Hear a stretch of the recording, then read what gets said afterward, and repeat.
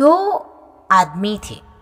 दोनों की मौत अलग अलग जगह पर लेकिन एक ही साथ हुई। दोनों भगवान के पास पहुंचे। अब भगवान ने उन्हें पूछा कि आप दोनों को मैं दूसरा जन्म क्या दूं?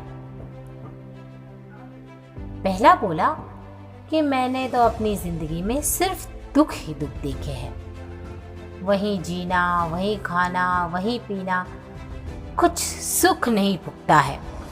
पैसा हमेशा आता और चला जाता, कभी पैसा टिकता नहीं। अगले जन्म में मुझे ऐसा कुछ कीजिए कि मेरे पास पैसा आता ही रहे, आता ही रहे, आता ही रहे और मुझे किसी को देना ना पड़े।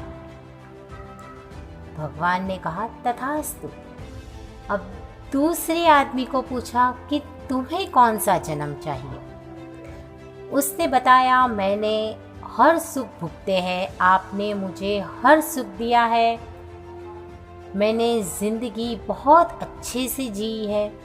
लेकिन मेरी ज़िंदगी में ऐसा होता था कि मेरे घर पर कोई गरीब आता और हर गरीब को मैं कुछ न कुछ नहीं दे पाता था। इसलिए दूसरा जन्म मुझे ऐसा दीजिए कि मेरे घर आए हर इंसान को मैं कुछ न कुछ मदद कर सकूं और मेरे घर पर आने वाला कोई भी वापस ना जाए। भगवान ने कहा तथास्तु। अब दोनों ने दूसरा जन्म लिया। दोनों एक ही गांव में जन्मे, लेकिन पहला आदमी जो ये चाहता था कि मेरे पास पैसा आता रहे और जाए नहीं, वह भिखारी बनकर जन्मा कि जिससे पास सिर्फ पैसा आता रहेगा और जाएगा नहीं।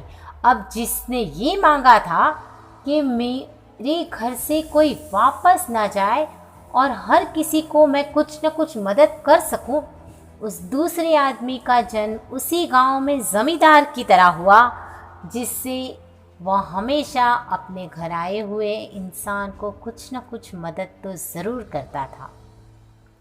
जी हाँ, अगर हम किसी को कुछ देते हैं तभी हम कुछ पाते हैं और तभी भगवान भी हमें कुछ देने की कोशिश करता है।